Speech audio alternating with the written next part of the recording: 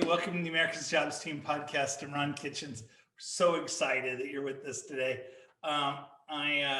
This podcast is really about celebrating the men and women who are America's Jobs Team, the people that are creating the value propositions that make communities grow. And so it's always awesome when I can bring a friend on who's just killing it and has done it in multiple places and has built a reputation as somebody you can count on as a great partner. So, Gil, thanks for being with us today. Thanks for joining us and tell us what's going on in your world. All right. Thanks, Ron. Thanks for having me on your show, and it's always a pleasure to catch up with you. And and at this point in our lives, it's virtually, which in a very roundabout way, it's actually bringing a lot of people a little closer together than when we were not doing this whole virtual thing. But so as far as economic development, so I'm the executive director at the Kerr Economic Development Corporation. So that's Kerrville, Texas. That's right on the periphery of the Austin and San Antonio mega economic corridor, as I like to say, in the Hill Country. And COVID aside and what have you, there's a lot of things that are happening. And Ron, you know how I am. I'm basically, I don't want to sound it in a negative way or whatever, but I'm a hustler as far as I'm one of those economic developers that really goes out there, knocks on doors. I'm looking for projects. And when I was recruited to this particular area about 2 years ago, actually almost going on 3 years, they had a change in leadership, and it was a small rural town making the transition into a suburban town with everything that's happening. I mean, we're a community of 50,000 people. So they were asking all the questions, all the right questions, in my opinion. One thing led to another. And so I ended up here now in Kerrville, and a few months in, I was trying to figure out my place, because I came from the border area representing a binational region, which was Brownsville, Matamoros. That's about 1.3 million people combined, to a much smaller market, but I could kind of see where everything was lining up. So now here, 2.5 years later, we've just announced last month a major project, not just for this area. And it's interesting, I was having this conversation with the head of SBA a few moments ago, and where he's a regional guy. He was coming in from New Orleans, and he said, that's not a big project just for this community. It's a big project for any community. So it's a aerospace tier 1 supplier. Their tier 1 suppliers, Boeing, Raytheon, and Lockheed Martin. The name of the company is Killdeer Mountain Manufacturing. So it's an aerospace, aviation, and space components supplier company. It's about a 400 to 500 person operation, paying very, very good wages in excess of $50,000 starting, really. And the way we were able to pull that deal together during COVID, of all times, was again just kind of just keeping it real simple, looking at the incentives. Was it a fit for us? Looking at their supply chain. And really having this community, all the different entities come together. So now we have a real opportunity at building a cluster in the aerospace sector, which is almost unheard of for this part of the state. Yeah, but we're really not seeing things take off. I think one of the things that fascinates me about this was 3 years ago, just short of that, you and I were talking, and said, I'm going to Kerrville. And frankly, I know Kerrville because they have one of the best music festivals in the country. Yeah, that's true. Kerrville. So I tells you my taste in music. But but you said, yeah, we're going to focus on aviation, and I'm like, what are you talking about? You're in Austin, San Antonio metro. Neither one of those are particularly big aviation sector. It's not what comes to mind when you think of either of those places. And then you started going through the data and the research that said, no, this is who we are. And to see that bear fruit, tell me about what that process was. What can we learn from that commitment that you made 3 years ago that really, at the time I thought, all right, he'll probably get it done, but it sounds crazy to me. Okay, so I'll take a few steps back and I'll go back to 2010, 2011, leading up to where I'm at today. So, I've been in economic development about 15 years now, both as a practitioner and also on the consulting side. And back in 2010, Brownsville, Texas, one of the poorest communities in the United States on the border with Mexico, we're in the economic downturn. We're trying to figure out, what's our vision? What are we going to do? Very similar to COVID, right? We had to come up with a plan to survive, right? And one thing led to another, and then we ended up, working with a particular company in the space sector, and it was just something that was really, really out there. And in a few weeks into the project, we were meeting with this, the head of this particular company.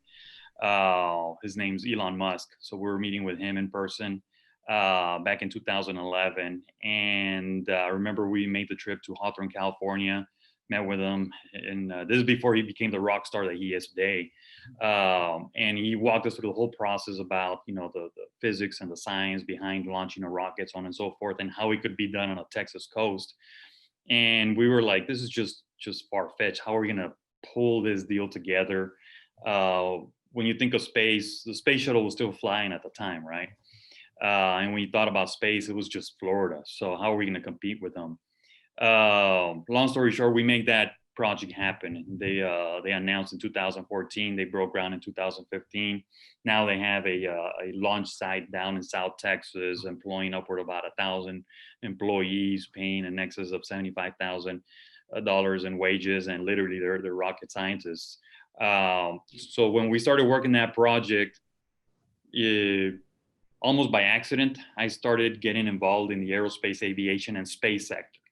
A lot of people don't realize that when we were working this particular project, we also got tapped on the shoulder by Jeff Bezos and said, well, we're looking at building a launch site too, with Blue Origin. And we're like, where all these, eccentric billionaires coming from, right? So that kind of got me exposed into that particular sector, that industry. And look at it now. I mean, now it's not a matter of, when are we going to, colonize another planet, go off to the moon or to Mars. It's a matter of when, right? That was not the case back then. I got appointed to the governor's Aerospace and Aviation committee with then Rick Perry and then into Gregg Abbott. And that allowed me to have some more insight in that particular industry and just kind of looking out. And again, this is what's happening with SpaceX and some of these other space companies today. They were already talking about it 10 years ago. So a few years ago, I knew that Austin, San Antonio was going to start attracting forward-thinking companies. Case in point, look at Tesla, right?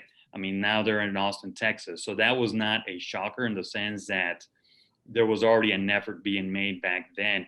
And I knew that a community, and when I was trying to plug myself into the Central Texas area, I was specifically looking for communities such as, Bastrop, Cedar Park, Kerrville, Texas, because those were the ones that you were going to have a great opportunity to start really building a cluster based on what was going to be happening in those two major markets, specifically with this sector. So it was just a matter of experience, having some insight, and doing a lot of research and homework that led me here. Now,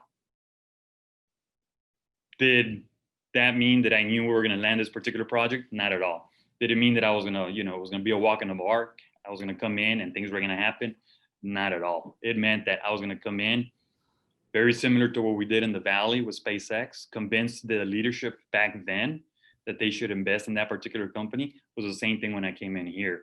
Very traditional, thinking community, and having to get in front of that leadership and make the case that, this is what's happening, Austin, San Antonio, to a certain extent in Dallas as well.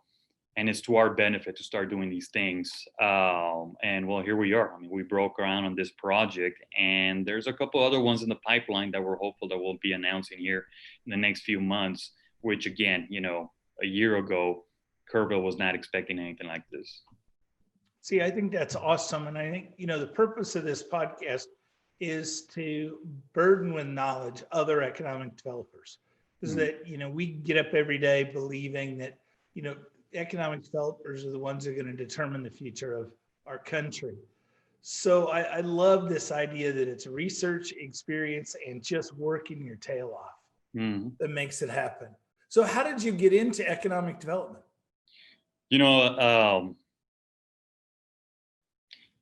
Everybody has, no one economic developer has the same story. Everybody has a different story as to how they got into economic development. It's something that you definitely don't, when you go off to college, well, things are changing now, right? But, go into college, you didn't go in saying, I want to be an economic developer. First, either you didn't know what that was, or two, that's just, something that much older people did, right? But things are changing. So with me, it actually, I started off in journalism of all things, right? Graduated from the University of Texas at Austin. So I'm a proud Longhorn. And I was in the journalism department there. I graduated with the degree in communication, and started off at was a Daily Texan, did some work at the Austin American Statesman. Then cut my teeth down in the Valley with the Brownsville Herald, Valley Morning Star, and the McAllen Monitor. So I put 10 years into my journalism career. And then at that point, I was like, we already had 2 kids and a third on the way. And as we all know, journalism does not really pay the bills. And I was a city editor by the end of my, metro editor by the end of my journalism career. I got a call from the local economic development organization, the Brownsville Economic Development Council. And they said, hey, we're looking for somebody to come in and work on our newsletter. And, are there any writers that would be, that would consider position? And I was like, well, I would look into it. So I asked how much I would pay, and lo and behold, it paid more than what I was actually doing, working, all these crazy hours and managing 30, reporters, photographers, graphic designers, and a much better hours. So I made the leap into economic development, and I was a newsletter guy. And developed, the marketing program, their, PR. And then, I've always been very entrepreneurial in nature. So I always was asking my boss back then, I wanted to get involved, and I wanted to go on some of these trade missions, right? I wanted to get involved in, I wanted to see how a deal worked, So by the end of my tenure there, which I put another 10 years there, I was already running the place, and I was known as the deal guy, basically the one that would go, after projects and close deals. And to this date, now that I'm over here, and also on the consulting side, this is my 3rd EDO that I've worked for. That's kind of like, what people know me for is like, he's a deal guy. He's the one that makes things happen and finds a way to close projects. That's awesome. What do you, when you look at the future of our business, what impact do you think COVID and where we are now, how's that going to change how we do business in the future? What comes to mind is in here and in my other EDOs that I've managed, I started working with millennials, right? And millennials were coming in, and that they're a totally different generation, as we were Gen Xers to the baby boomers. And I remember that they'd come in late, nice big lunch hours. They'd ask about like, well, I want to go, work half a day by the river. I want to work from home. And I'm like, no, you're not. I mean, you have to come into the office or go visit companies, do this, do that, right? So when all this happened, I was kind of like, those darn millennials, they were right. Can actually make it work, right? So I think I said this early on. It's now we've, and I don't like using the word pivot because it's been overused, but we were forced to, to pivot, and be nimble, and now really start working remotely, leading, from a standpoint, having to remote leadership. how to inspire your team, and how to conduct outreach to your prospects, to site selectors, to other companies, and your leadership, right? How to maintain those lines of communication open with your leadership, which again, those are, different generations, all mixed in one. So as far as changing our field, I think the technological aspect of it is going to change, in the sense that now we're going to be doing a lot of virtual stuff as opposed to before. But at the core of economic development is going to be relationships. That's not going to change, whether it's with technology or without technology. At the core of it is going to be relationship building, relationship marketing, and that's going to continue to be the main skill set that's going to be needed in our field. I think you're dead on. This idea that technology can enhance what we do, and it certainly has. And we've been able to talk to a lot more people because of Zoom and those things. But it's really interesting. I started 4 months ago with 3 weekly lunches, 10 people at the lunch. So we're under the cap for COVID and doing things smart. But they would fill up. We would have 14 lunches available and offer them to kind of community leaders, contributors, elected officials, clergy, and would fill them all up in 2 days. Yeah. People want to be in relationship with each other. They want to break bread. We have to do it differently. There's going to be a long time before we have 300 people at a chamber luncheon. Oh, is that? Yeah, I know, it's crazy. But we're going to have more opportunities for deeper, better relationships than I think we've ever had. And those that can do it right will be those that succeed. Yeah. And I think, again, technology is enhancing the way we do it. But those meaningful conversations that we need to have in the field of economic development, we're having them. We're continuing to have those. To a certain extent, I think we might be even having more of those. I do too. So what role did mentors play in your life? Because, you started in the Valley, which people that don't know the Rio Grande Valley, it's a pretty special place. You said it's bicameral. I don't remember how you described it, but binational. There you are. Thank you. And it truly is that. And both from a culture, from a business understanding, from how people think of themselves, but it's also a place that can be isolating because you don't have a lot of neighbors. It's not Dallas where there are 300 economic developers in the metro and you can learn from each other.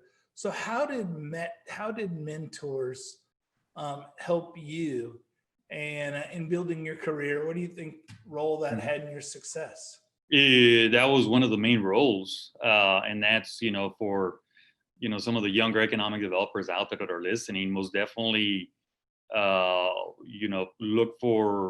a short list of role models that you can learn from, that you can emulate. Reach out to them every now and then. You'd be surprised how they'll respond.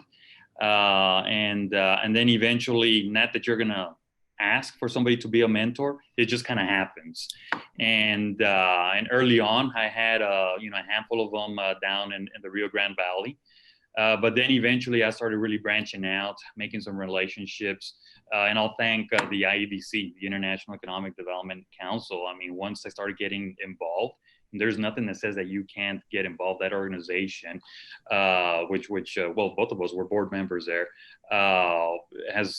does a great job of just connecting people of all different backgrounds and ages and generations as it pertains to economic development. So that was really my into finding some of these mentors, individuals that I wanted to just have those conversations with, that eventually they became mentors. And even in our positions, in our leadership positions, and now that I'm getting a little bit older, it does not mean that that I know it all. I still have a lot to learn. So I still lean on mentors, because every now and then you'll start doubting yourself a little bit, right? And they're the ones that can bring some clarity, that outside perspective, a little bit of guidance, and more than anything, they can inspire, and everybody, every CEO, executive director, even outside of economic development, they need that the support mechanism. It's kind of like your family almost. So they played an integral role in my career in being where I'm at today. I love that, because when I think of that, when I first moved to Texas, Corpus Christi, I got a call from Mike Allen, who was the economic developer of McAllen, and said, "You won't know a thing about how Maquila's work. You won't know what border trade is. Come down and spend 3 days with my office and my team, and I'll teach you what you need to know." Yep. And unless mentors step up and say, "I'm here to help, and here's something I think I have to offer," then I think, ignorance is the enemy. And if we don't help combat ignorance, and in Mike's case, he said later, "I just didn't want you doing anything that would negatively impact my success. So the best thing I could do is make sure you were successful, because I'd be successful." And I think that's one of those things. And I think you and I first met through a mutual mentor, Andy Levine, with DCI. Andy introduced the two of us together. So this idea of mentors in our business really is critical. Yep. And you mentioned ignorance, and unfortunately in economic development, there's sometimes that margin, for error, sometimes it's pretty small, and ignorance can get you into a lot of trouble. So you have to ask those questions. You do. And you have to know who you can trust and who's been successful. And, I don't know that I've ever called a peer and said, "Hey, I'm working on something. Let me tell you what I'm doing. Give me your thoughts." That people didn't give me honest, really incredible advice. I think that's the business we're in. We take care of each other. Yep. So, we're in a stressful, tough business. And one of the things that I worry about, and that I think you share, is it drives me crazy when we lose young, emerging economic developers. And a lot of times it's because they're burned out, because they're in one-person shops in town, and they're, not only doing economic development, but they ended up being paid professional volunteers. So they're running everything from the Christmas parade to the attraction work. They're doing everything. And when we first start our careers, we got to do a lot of that. But how do you make sure you're taking care of yourself? You're taking care of your energy. You're taking care of your family. Where do you set those borders? What's that look like in your life? As far as my career, where I'm at today, let me split it up into two. One is the mental aspect, and the other one's the physical aspect. As far as the physical aspect, some people know that back in the day I used to box. Was not professional. Tried to do a little bit of amateur, but then I was like, you know what? I'll just stick to college. That seems to suit me a little better, right? So I still train in some of the local boxing academies, and we're actually preparing. There's this one guy that's going pro, a heavyweight guy, and I think it was right before the COVID hit, where I was kind of like, you know what, I'm not gonna get in the ring with this guy anymore. I'm just getting older, and it's really starting to hurt. so that physically, that's my way of just kind of like maintaining my body in good shape for my professional career, because in our leadership positions, sometimes we can take a beating, right? And you just have to, it's kind of like you're a head coach of a college football team, right? I mean, you everything starts and stops with you, and everything, everybody's coming to you. So, and especially in economic development, mentally, again, I've got my mentors. I read up a lot, listen to a lot of podcasts, and to just kind of keep those fresh ideas going. One of my strengths, and it took me a while to figure this one out, is I love to listen. You know, sometimes I'll be in meetings and I'm doing more listening than talking, because I just love to listen to people, love to kind of, and I think this might be goes back to my reporting days, just listening and trying to get into people's heads. You know, where are they coming from? Who are they? What are their motives for XYZ? Which has been very useful in working with prospects and what have you. So I love listening to people's stories, and that's kind of kept me, again, that's part of the part of my passion to help people, keeps me driving, keeps me moving forward in my career. And then the other one is the creative aspect of it too. I do a little bit of film as well, and usually I've done a little bit of stunt work, a little bit of I'm kind of like an extra or a featured extra. And basically, I'm the one that gets called by one of the agencies and said, we need a mean-looking Hispanic guy to come in and get shot or stabbed on set. Can you do that? I'm like, absolutely. So guess what? So I'm the one that goes in and gets shot or stabbed. You're the good-looking machete. Hey, you know, that's if I could do one scene with Danny Trejo, I would be like, you know what? I've arrived, you know. He's built an incredible career off of one character. Exactly. So, because my wife will say, like, you know, you got to start changing up your roles because you're gonna get typecasted. I'm like, worked out for Danny Trejo, you know. So that's kind of how I've fed my appetite physically, creatively, and then also the mental aspect as well. And then spiritually, that's more on my family side. That's awesome. Great. It's a great answer. So, what advice would you give to somebody who's just beginning their career, in knowing what you know now, the experience, where we are in this COVID world? Because I don't think we're a post-COVID world. I don't know if we ever really, it is fundamentally going to change how we do business, I think, in a lot of ways for the better. But what advice would you give somebody starting out their career? Stay hungry.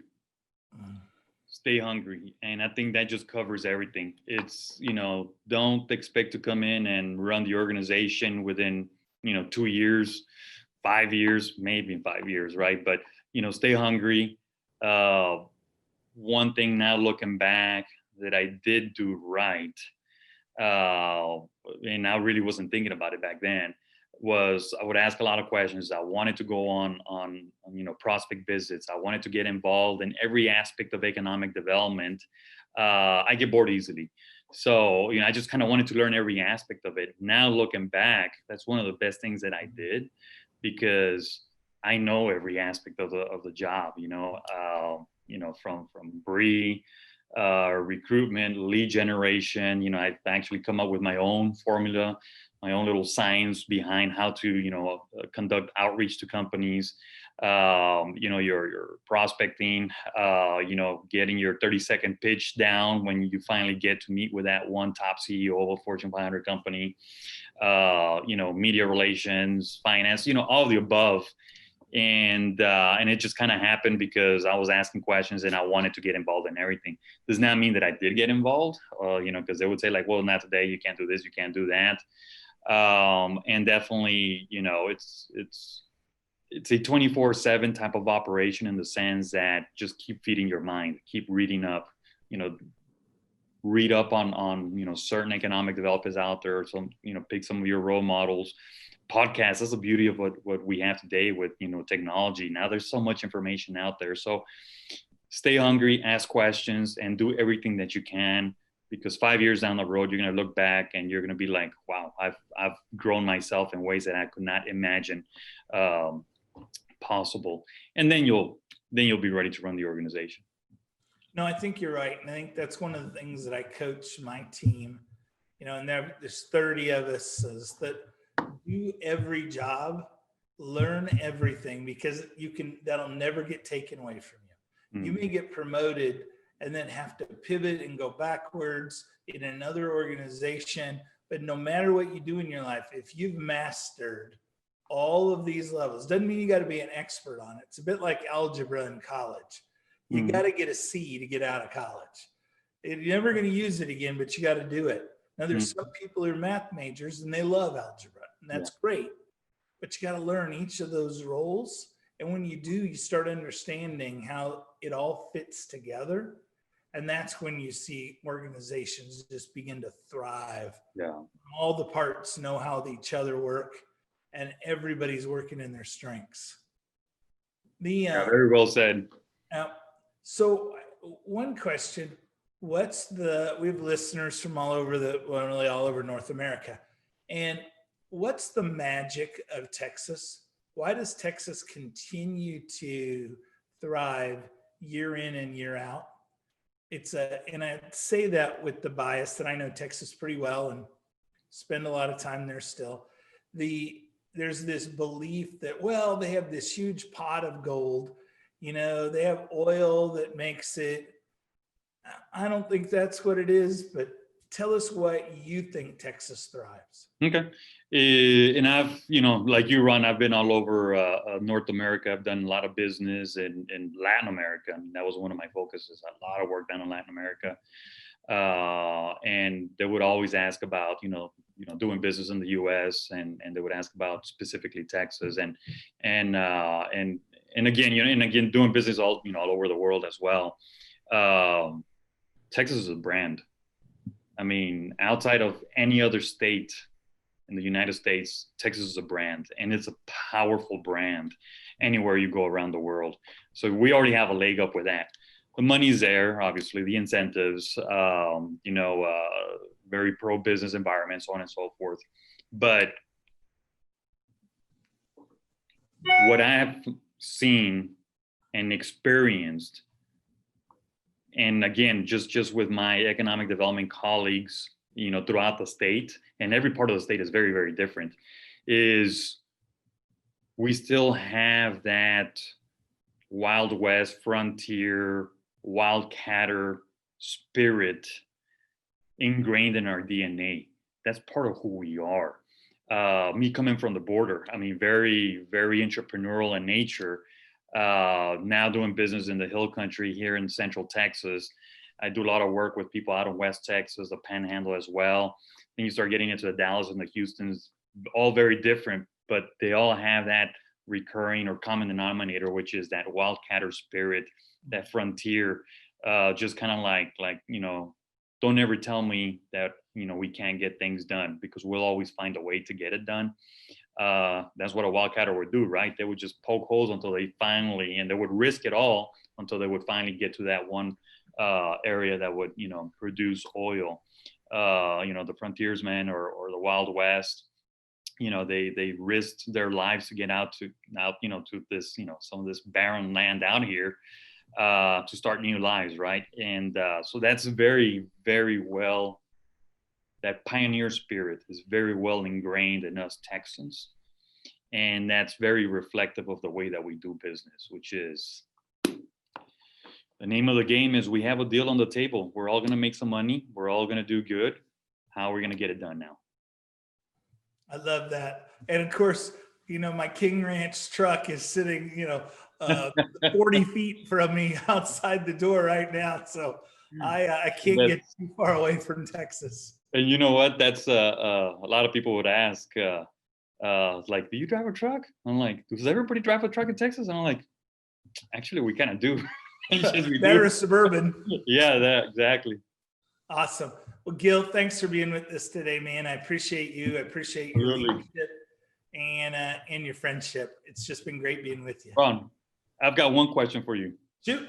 And I've listened to some of your podcasts, and I think this is maybe something you can incorporate down the road. And this is something that I do when we're interviewing, candidates for certain leadership positions in my career. I want you to tell me anything you came in first place. Anything that I came in first place on? Let's see. I don't know, a pie eating contest. I don't know if I was supposed to laugh on that one or not. But yeah, no, I did. At the county fair when I was, 8 or 9. So, I don't know. I mean, For me, I guess my teams do pretty well. Mhm. And but for me, it's really not about being. Truth is, I can't remember a lot of the wins. Mhm. I remember, Well, I remember the journeys. I mean, landing a project is essentially coming in It first is. place. Yeah. No, that's a good point. Mhm. Yeah, that's a good point. And so we've done a lot of those and changed a lot of lives doing it. Anyways, I just wanted to make you squirm for a little bit. Yep. Awesome. Thank you, man. I really appreciate you. Ron, thanks a lot.